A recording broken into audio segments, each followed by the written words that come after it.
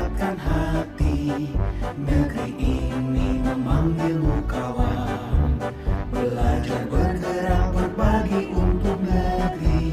Guru penggerak majukan pendidikan. Guru penggerak menghamba pada murid. Kreatif rancang pembelajaran. Hargai potensi, tingkatkan prestasi. Lahirkan profil pelajar Pancasila. Assalamualaikum warahmatullahi wabarakatuh. Waalaikumsalam warahmatullahi wabarakatuh. Kami hormati Bapak dan Ibu Guru SDN Sidemukti yang berbahagia.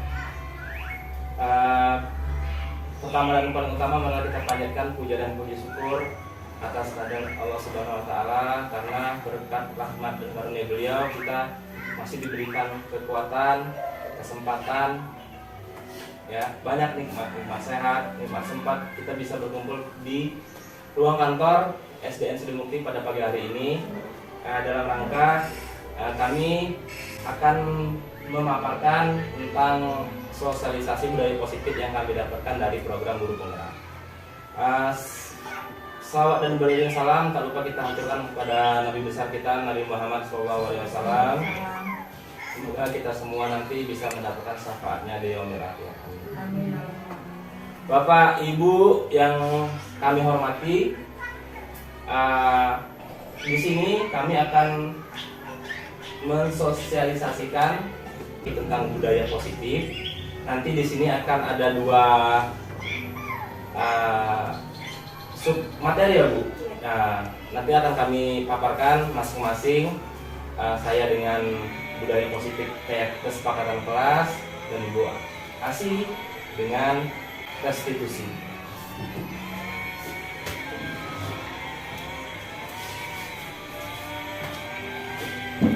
Bapak dan Ibu yang kami hormati,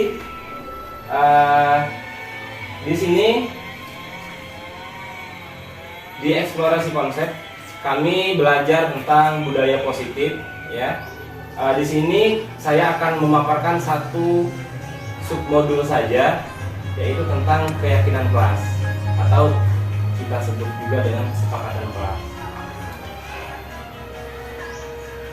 Mungkin di sini kita sedikit ada pertanyaan yang mungkin sering kita jawab di dalam hati kita masing-masing. Mengapa tidak peraturan saja? Mengapa harus keyakinan kelas? Ya. Terus di sini ada pertanyaan lagi, mengapa kita memiliki peraturan harus menggunakan helm bila mengendarai kendaraan roda 2? Kemudian mengapa kita memiliki peraturan 3M? Menggunakan masker, mencuci tangan, menjaga jarak. Kenapa harus ada peraturan itu? Kemudian mengapa kita memiliki peraturan harus datang tepat waktu pada saat mengikuti pelatihan? Hal ini kira-kira harus diatur semua, karena subjeknya atau orangnya kalau tidak diatur mungkin tidak bisa mengikuti aturan, karena itu mungkin kurang sadarnya individu atau subjek tersebut terhadap apa yang dihadapinya. Pertanyaan pertama, mengapa ada peraturan harus menggunakan helm? Coba kalau misalkan di sini kita semua sadar kalau nggak pakai helm, oh aspal itu keras, nanti kita jatuh bisa berbahaya. Seperti itu juga anak-anak. Kalau mereka sadar tentang bahayanya nggak pakai helm, mungkin mereka akan pakai helm. Tetapi karena mereka nggak sadar dari dalam diri mereka tentang bahayanya nggak pakai helm, mereka takutnya cuma ada aturan saja. Dan aturan itu kalau nggak ada yang mengawasi tidak akan berjalan, sehingga mereka kalau nggak ada polisi, termasuk kadang-kadang kita juga kalau nggak ada polisi nggak pakai helm. Nah, padahal kalau kita sadar bahaya atau manfaat helm itu dalam kehidupan kita berkendara, mungkin kita akan berpikir dua kali untuk tidak menggunakan helm. Mungkin seperti itu. Apa itu motivasi intrinsik atau kesadaran dari dalam diri kita? Sehingga kalau kita sudah sadar dalam diri kita ada atau tidak ada aturan pun, maka orang tersebut atau kita akan berpikir dua kali. tentang bagaimana kalau kita menggunakannya atau bagaimana dampak kalau kita tidak menggunakannya. Bapak dan Ibu, sebelum saya memaparkan ke materi yang lebih jauh tentang keyakinan kelas, di sini yang digembar-gemborkan oleh Menteri Pendidikan kita saat ini, yaitu tujuan dari pendidikan itu yang dikenal sekarang dengan profil pelajar Pancasila. Kalau dulu PPK, Pendidikan Program Penguatan Karakter. Nah, sekarang itu dirubah, sebenarnya hampir mirip-mirip saja dengan jadi profil pelajar Pancasila. Di sini ada beberapa karakter yang ingin ditanamkan oleh Menteri Pendidikan, ya, dengan slogannya profil pelajar Pancasila, yaitu beriman, bertakwa kepada Tuhan Yang Maha Esa dan berakhlak mulia, ya, ini di dimensi religiusnya. Kemudian mandiri, ya, di sini setiap peserta didik, setiap murid kita itu harus kita bisa latih untuk menjadi mandiri. Kemudian bernalar kritis, ini berkaitan dengan kemampuan abad 21, yaitu 4C, critical thinking, berpikir kritis, kreatif, kolaboratif, dan komunikatif. Nah, ini di sini juga ada bernalar kritisnya. Kemudian kreatif juga mencerminkan keterampilan yang harus dituntut pada abad 21 ini. Kemudian bergotong royong, ini merupakan semboyan atau Indonesia itu dikenalnya dengan bergotong royongnya. Kemudian berkebenekaan global, ya.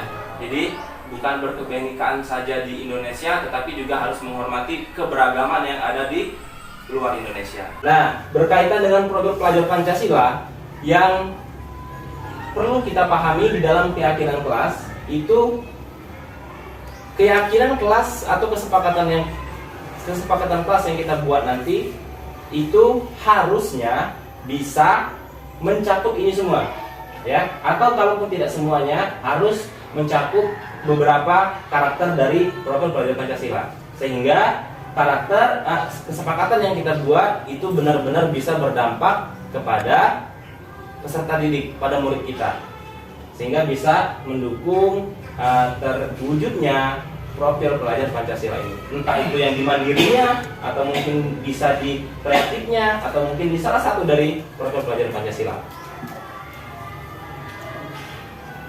Ini adalah diagram, ya, tentang budaya positif, itu dimana di peraturan kelas itu berada di paling inti. Artinya peraturan kelas itu adalah titik awal untuk pembentukan budaya positifnya. Dari peraturan kelas adalah yang namanya keyakinan kelas. Kayak kalau peraturan ini sifatnya hanya dari satu arah untuk mengikat semua, kalau keyakinan kelas ini harus berdasarkan diskusi atau berdasarkan hasil keputusan bersama, ya, hasil keputusan bersama. Jadi bukan cuma kita yang membuat, kamu anak-anak tidak boleh ribut, nah, itu aturannya, tapi itu bukan dari kesepakatan kita sama mereka. Jadi kalau keyakinan kelas ini itu adalah hasil musyawarah atau hasil kesepakatan, apa saja yang boleh dan apa saja yang tidak boleh. Kemudian yang lebih jauh lagi, yang lebih luas dari ruang lingkupnya dari keyakinan kelas itu lingkungan positif. Kalau setiap kelasnya sudah memiliki keyakinan kelas, sudah memiliki kesepakatan kelas, maka selanjutnya bisa kita terapkan dengan cakupan ruang lingkup yang lebih luas, yaitu dengan budaya sekolah. Ruang lingkupnya sekolah, bukan lagi kelas 1A, 1B, 2A, 2B, bukan lagi di lingkup kelas, tetapi di lingkup yang lebih luas, yaitu budaya sekolah atau lingkup positif, lingkungan positifnya, ya, bukan lingkungan kelas lagi. Nanti kalau kita semua sudah membuat kesepakatan kelas, mungkin di sini kita bisa membuat kesepakatan untuk di sekolah, seperti itu. Nanti didiskusikan, barulah nanti bisa terwujudnya budaya positif. Budaya positif ini bisa keseluruhan, secara keseluruhan, ya, di lingkungan pendidikan SDN Sidomukti, seperti itu, di dalam kelas maupun di luar kelas. Yang terlibat pun bukan hanya guru, yang terlibatnya itu stakeholder semua terlibat, dari guru, dari murid, dari orang tua murid, bahkan bisa ke komite, dan warga-warga sekolah, bahkan ibu-ibu kantin juga bisa terlibat. Karena itu semua anak-anak yang mereka lihat itu akan menjadi contoh bagi mereka. Jadi yang kelihatan sama mereka harus bisa mencontohkan yang baik di mata mereka. Ini. Suara musik kembali. Oh iya. Gabungan apa? Ini yang sudah saya singgung tadi sedikit, yang mana merupakan keyakinan kelas. Mengapa? Ini ada dua poster ya. Dua poster ini ada satu peraturan dan ada satu kesepakatan kelas. Nah, kira-kira Bapak Ibu ini yang keyakinan kelas yang mana? Yang poster satu ini apa yang ini?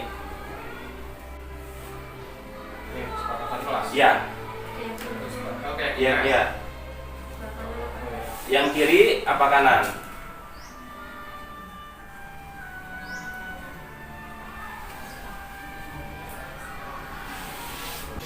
Ini ada dua poster. Intinya hampir sama, tetapi ada yang berbeda. Di sini sama-sama kesepakatan kelas judulnya. Tetapi yang mana yang peraturan, yang mana yang hasil kesepakatan? Peraturan yang kiri. Yang cenderung sebelah sini. Iya. Karena Yang background hijau. iya. Benar Bapak Ibu. Ini adalah peraturan dan sebelah kanan adalah kesepakatan. Kenapa sebelah kiri ini bukan kesepakatan kelas? Karena kalau kesepakatan kelas, kalau dia kesepakatan berarti hasil kesepakatan, bukan menggunakan kata saya, bukan menggunakan subjeknya mereka, tetapi subjeknya itu kami. Jadi bukan cuman murid yang harus saling menyayangi, bukan sesama murid saja, tetapi guru juga harus menyayangi murid dan murid juga harus menyayangi guru, seperti itu. Jadi ada kata kami murid dan guru semangat dalam belajar, seperti itu. Kemudian kami murid yang peduli dengan teman-teman. Harus ada kata subjeknya itu kita bersama siswa, ya, bukan cuma siswa saja. Sedangkan kalau sebelah kiri ini datang tepat waktu mengucapkan salam, ya, itu seolah-olah memang sudah ada aturannya, sudah kita buat. Mereka harus menaatinya. Kalau tidak menaatinya, sudah pasti ada hukuman di sana. Nah, sedangkan kalau di sini mereka sadar, oh, kami sudah membuat kesepakatan ini, kami harus saling menyayangi. Kalau saya jahili membuli teman-teman saya, berarti saya sudah melanggar. Ya, memang ini tidak semudah yang kita bicarakan, tetapi yang namanya proses kita harus mencoba bagaimana, apakah itu bisa berdampak, apakah bisa berdampak yang signifikan atau belum, terus bagaimana nanti kita evaluasi lagi selanjutnya supaya kesepakatan kelas yang kita buat itu benar-benar berdampak kepada kita semua. Kemudian kegiatan pendalaman keyakinan kelas, ini ada tabel Y, ini cuma sebagai gambaran saja bagaimana yang terlihat, terdengar, dan berperilaku itu harus saling berkaitan, ya, harus saling berkaitan. Yang terlihatnya seperti apa, terdengarnya juga seperti apa, berperilakunya seperti apa, harus seimbang dia. Nah, dari tabel Y ini ada satu contoh tentang keyakinan kelas, bagaimana sebaiknya terlihat dan bagaimana sebaiknya terdengar, dan perilakunya seperti apa yang sebaiknya terwujud. Ini ada satu ini aja, satu poin aja. Berempati terhadap perasaan orang lain, itu terlihatnya, ya, terlihatnya berempati. Terdengarnya seperti apa? Bagaimana mereka mengimplementasikan kata empati ini? Mungkin yuk saya bantu, atau mungkin ayo kita bisa menyelesaikan masalah ini bersama-sama. Itu terdengarnya, karena mereka berempati, rasa empati mereka itu terdengarnya seperti ini. Mereka ucapkan, benar-benar mereka secara lisannya ada, seperti itu. Kemudian ditunjukkan lagi dengan perilaku. Bukan cuma dia bisa ngomong, tapi dia juga bisa berempati. Kalau misalkan saya bantu, dia benar-benar bukan cuma ngomong, tapi benar-benar ada perilaku nyatanya, dia membantu sesama.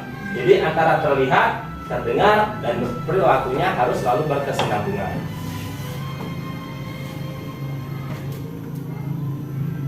Nih, ada peraturan. Kalau peraturannya seperti ini, bisa kita buatkan keyakinan kelasnya, kata kuncinya seperti ini.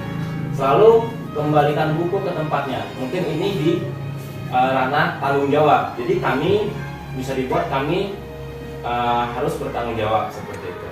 Karena ini sudah masuk ke ranah tanggung jawab. Mungkin dilarang mengganggu orang lain.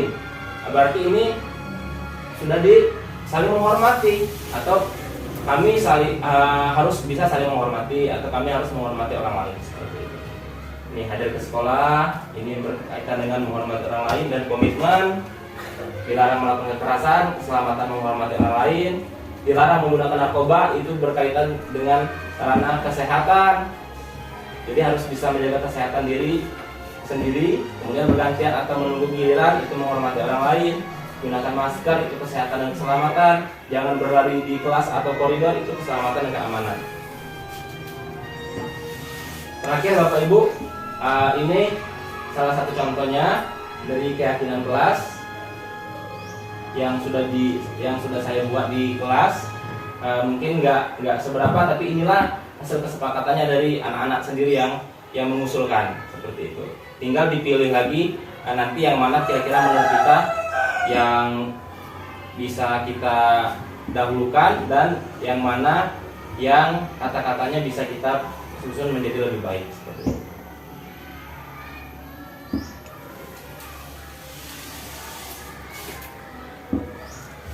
Mungkin itu saja yang bisa saya sampaikan Bapak Ibu. Kalau memang ini tidak semudah yang kita bahas, tetapi tidak ada salahnya kita mencoba untuk mengimplementasikan ini.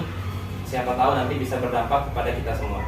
Akhir kata, wabillahi taufiq wal hidayah. Wassalamualaikum warahmatullahi wabarakatuh. Waalaikumsalam warahmatullahi wabarakatuh. Untuk sesi selanjutnya yaitu sesi tanya jawab mengenai materi yang telah kami sampaikan. Mungkin ada nggak perlu pertanyaan, mungkin ada tanggapan atau ada Sharing aja, masukan. Cuma sharing aja, jadi nggak harus bertanya. Jadi bisa sharing, tanggapan. Tentang ada dua materi tadi, yaitu keyakinan kelas dan segitiga restitusi. Kita mungkin ada yang sudah melaksanakan itu, atau ada kendala atau ada saran bagaimana kedepannya kita bisa melaksanakan itu.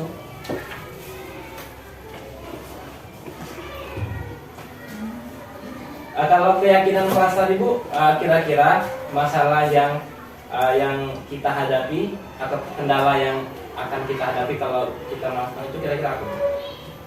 Gitu, Pak.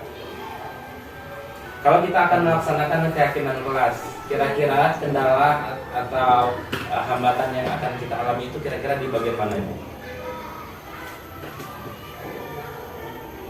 Soalnya kan di kelas kita kan itu beda-beda masalahnya nih. Ada anak yang mungkin ya suka naik meja, atau mungkin ada yang suka keluar terus. Nah mungkin kira-kira kesepakatan kelasnya seperti apa? Mungkin kalau untuk kendala pembuatan kesepakatan itu mungkin tidak ada ya.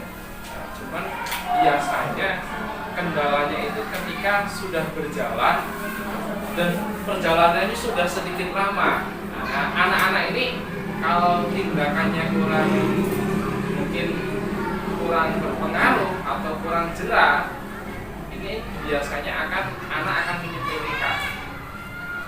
Berarti lebih ke fungsi kepengawasannya. Iya, fungsi pengawasannya. Kalau itu sudah terlaksana, pengawasannya mungkin harus kita lebih intens lagi, Iya. harus lebih benar-benar lebih diawasi, sehingga kita juga harus lebih sering memberikan arahan apa manfaat dan dampak yang kita dapatkan kalau melanggar kesepakatan kelas. Itu seperti itu ya.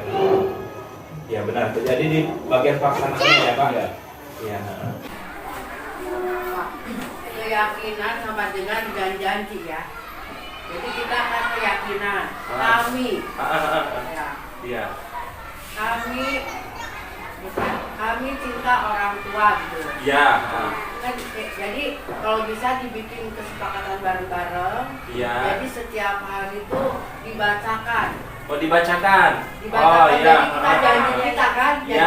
kita. Biar nggak lupa intinya. Oh iya. Kesepakatan mereka. Biar lebih penanamannya lebih ini lagi ya. Jadi setiap Lebih masuk lagi. kita bikin, terus dibacakan. Kita membacakan cinta orang tua ya.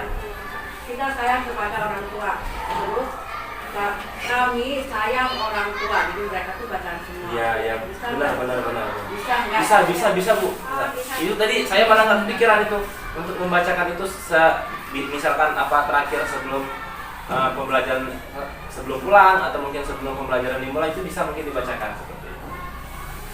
Rasanya bagus Bu kalau kita bacakan itu lebih sama seperti Pancasila, kalau kita ulang-ulang terus mungkin itu akan teringat di pikiran dan tertanam di hati mereka. Saran yang bagus, terima kasih Bu. Mungkin ada yang lain Bapak Ibu? Kira-kira hambatan atau sarannya untuk melaksanakan keyakinan kelas itu seperti apa baiknya? Ya ini dari contohnya. Selain kalau misalkan memang nggak ada lagi di kesepakatan kelas, mungkin bisa ada juga ada di segitiga restitusi yang dipaparkan oleh Bu Asih tadi. Saya ya. Ya. Untuk tadi pemaparan tentang segitiga restitusi, ya, itu memang ketika memang diterapkan itu kayak gimana ya, hasilnya itu akan lebih maksimal karena memang karena terlalu banyak ini ya, bukan terlalu banyak sih ya, kadang-kadang kan memang di suatu kelas gitu ya, di suatu kelas kan itu berbagai macam karakter anak tuh gitu ya. Berbagai macam karakter anak yang anak itu benar-benar membutuhkan solusi gitu ya. Ada yang memang anak itu jarang masuk gitu ya. Terus juga dan ketika anak jarang masuk itu sebagai guru kita itu tidak boleh langsung menjas gitu. Menjas berarti anak ini bandel gitu. Nah, kita cari solusinya ya dengan menanyakan pertanyaan-pertanyaan yang tadi sudah dikemukakan oleh Bu Asih gitu ya. Itu nanti akan menjadi kita sebagai guru itu akan tahu gitu. Nah, sebenarnya permasalahan apa yang sedang terjadi pada anak itu dan kita sebagai guru pun bisa memberikan solusi yang terbaik.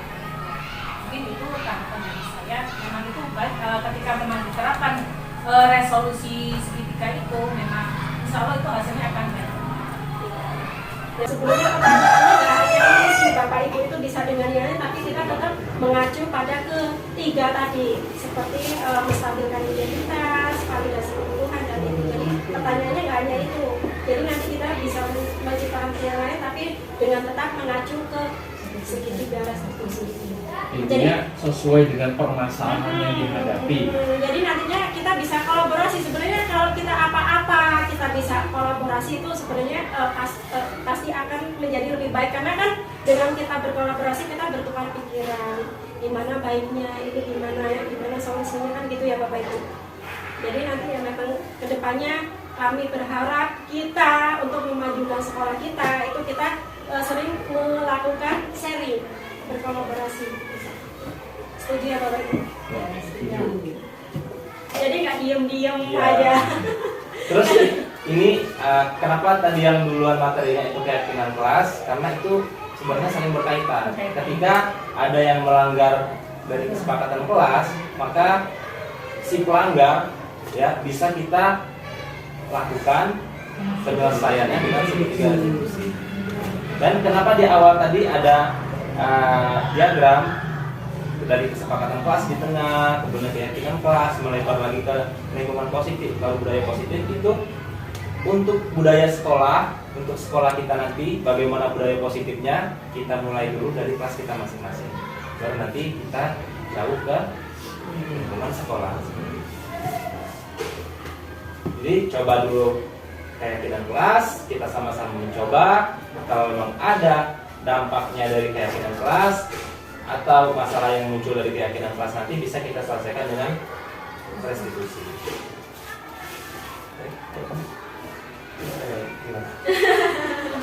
Apa mungkin ada tanggapan lain lagi? Ada tanggapan lagi?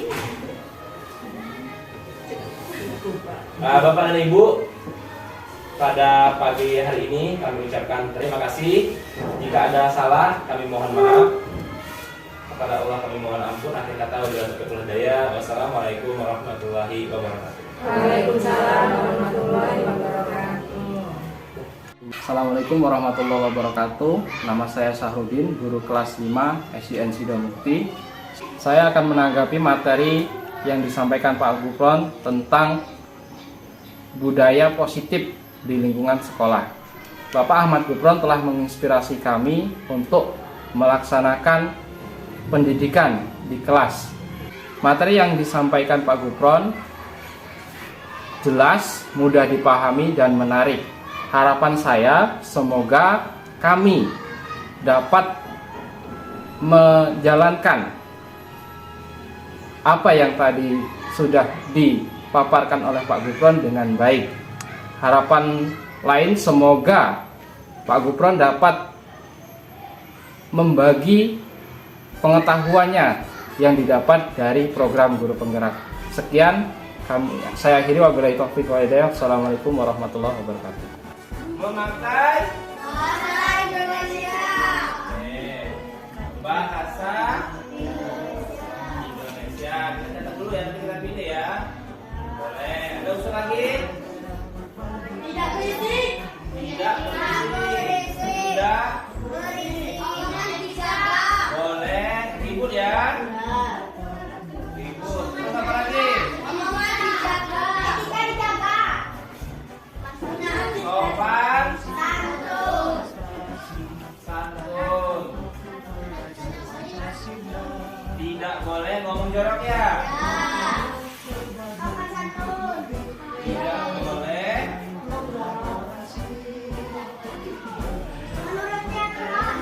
Boleh bicara jorok. Terus apa lagi? Coba apa lagi ya? Membuang sampah. Membuang sampah. Ada.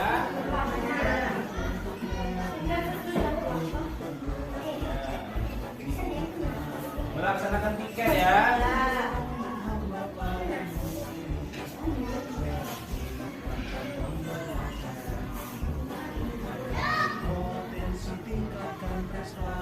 Apa lagi?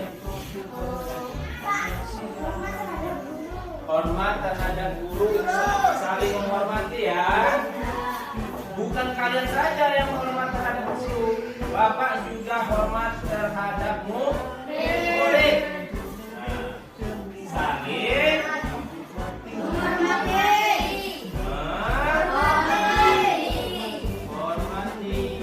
Kalau kalian mau dihormati, kalian harus bisa menghormati orang lain. Kalian mau disayang?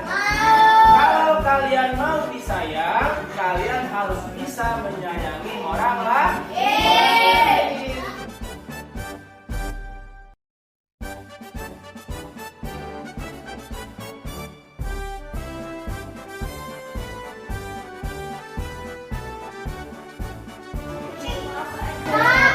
Ya. Ya, kenapa?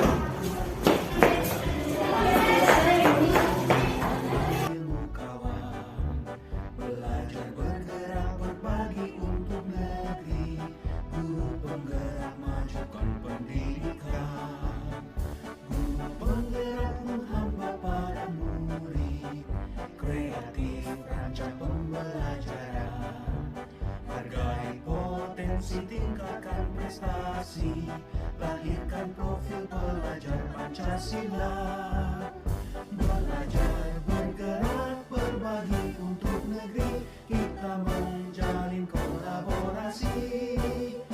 Belajar bergerak berbagi untuk negeri. Demi bakti pada Ibu Pertiwi.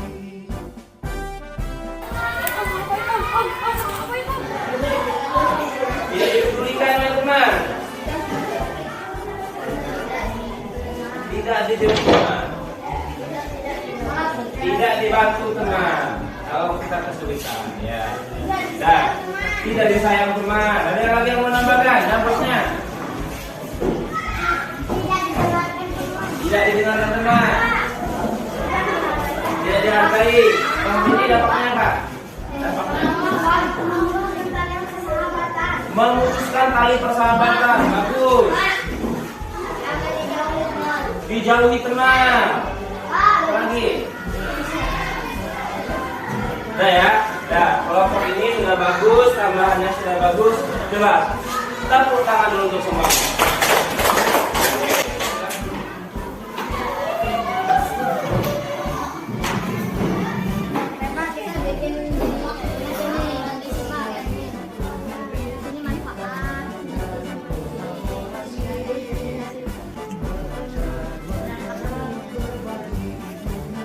Assalamualaikum warahmatullahi wabarakatuh.